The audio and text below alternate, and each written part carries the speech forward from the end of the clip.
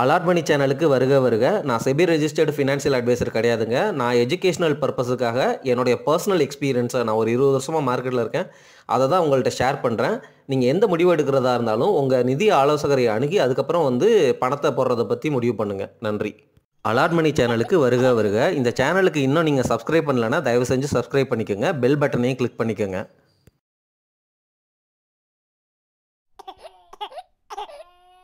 Rule number 11 என்னன்னா, ஒரு hot stock in hot இண்டஸ்ட்ரியை அவாய்ட் பண்ணுங்கிறது.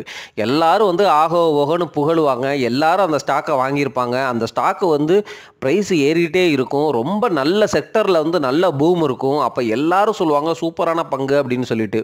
இப்படி தான் நடந்துச்சு. ஜிஎம்ஆர் இன்ஃப்ரா 2007 அந்த டைமில் 2005, 6, 7, 8 டைமில் பார்த்தீங்கன்னா ஆகோ ஓகோன்னு எல்லாரும் புகழ்ந்து எல்லாரும் வாங்கி இஷ்டத்துக்கு ஸ்டாக் ப்ரைஸை ஏற்றி அதை ஸ்ப்ளிட்டு கொடுத்து போனஸ் கொடுத்து அதுக்கப்புறம் ஏற்றிக்கிட்டே போனாங்க இன்ஃப்ராஸ்ட்ரக்சர் கம்பெனி. அந்த கம்பெனியெல்லாம் எங்கே இருக்குன்னு இப்போ தெரியலை. இதுதான் சொல்கிறது, ஒரு ஹாட் ஸ்டாக்கை ஹாட் இண்டஸ்ட்ரி அந்த பூம் பீரியடில் போய் வாங்கிட்டீங்க அப்படின்னா அதுவும் விலை கூடிகிட்டே இருக்கும். ஃபண்டமெண்டல்ஸ் பற்றி பெருசாக நமக்கு புரியாது.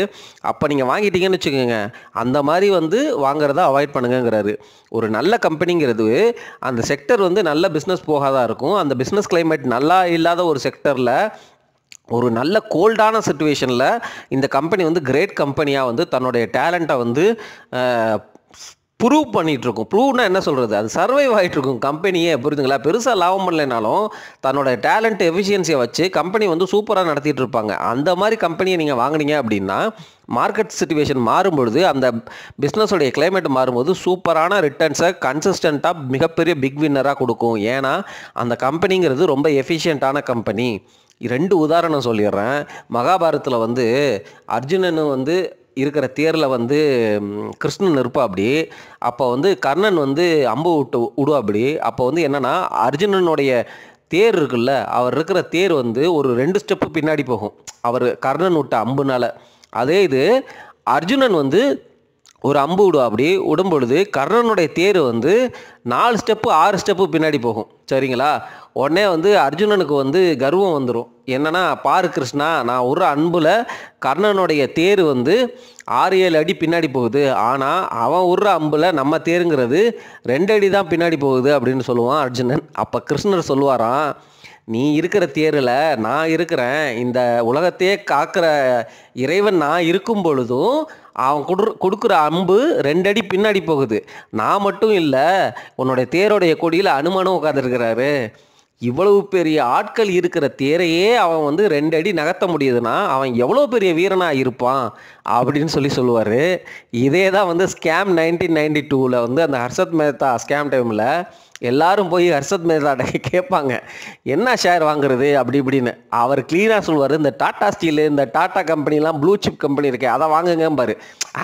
அந்த கம்பெனியெல்லாம் என்னத்தை வாங்கிட்டு அப்படின்னு சொல்லிட்டு இன்வெஸ்டர்ஸுக்கு இன்ட்ரெஸ்டே வராது அப்படின்னு சொல்லிட்டு மறுபடியும் ஹர்ஷத் மேத்தாவுக்கு தெரியும் இதெல்லாம் ட்ராப்புன்னு சொல்லி அந்த ட்ராப்பான ஸ்டாக்கில் தான் மக்களுக்கு இன்ட்ரெஸ்ட் ஜாஸ்தியாக இருக்கும். சரிங்களா? இதெல்லாம் கால கொடுமைகள். நம்ம எல்லாரும் இப்படி இருக்கிறோம். சரி, இதெல்லாம் மாற்றிக்கணுங்க. சரிங்களா?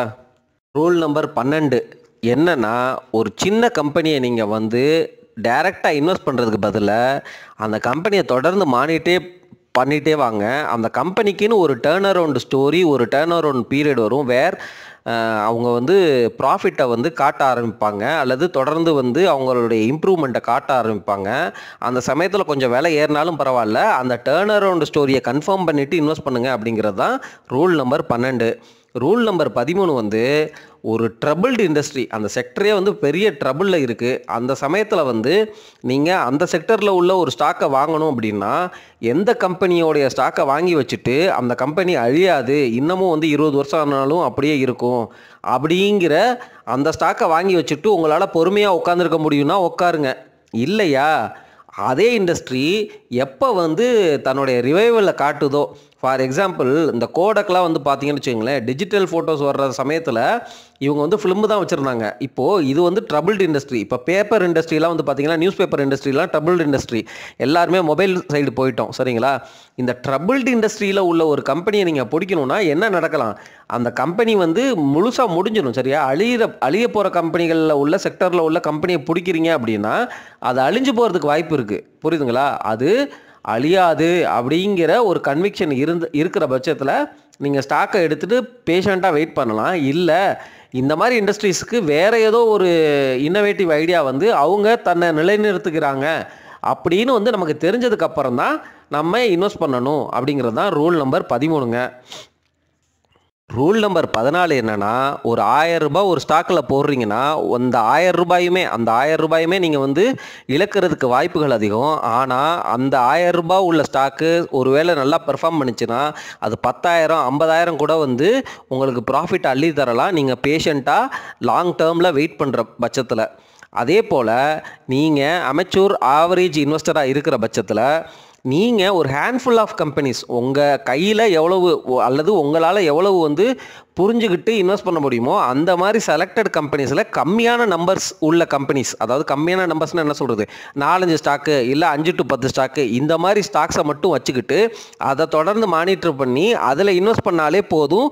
ரொம்ப பேஷண்ட்டாக வெயிட் பண்ணிங்கன்னா அந்த 10 ஸ்டாக்குமே வந்து நல்ல வின்னராக இருக்கிற பட்சத்தில் நல்ல லைஃப் டைம் ரிட்டர்னை அது கொடுத்துட்டு போகும். ஆனால் ஒரு ஃபண்டு மேனேஜர்னால் வெறும் 10 ஸ்டாக்கை மட்டும் வச்சுக்க முடியாது. அவர் டைவர்சிஃபை பண்ணணும், ரிட்டர்னை கண்டிப்பாக கொடுத்தே ஆகணும், பெஞ்ச் மார்க்கை பீட் பண்ணி ஆகணும். இப்படி 1008 ப்ரெஷர்ஸ் ப்ளஸ் ரூல்ஸ் இருக்கும். ஸோ அதனால் இண்டிவிஜுவல் இன்வெஸ்டருக்கு வந்து அந்த ஃபண்டு மேனேஜரை விட அட்வான்டேஜ் அதிகம். ஒரு ஹேண்ட்ஃபுல் ஆஃப் ஸ்டாக்ஸை பிக் பண்ணி அதில் வந்து வெற்றி அடைஞ்சார்னா நிறைய காசு சம்பாதிக்கலாம் அப்படிங்கிறது தான் ரூல் நம்பர் 14ங்க.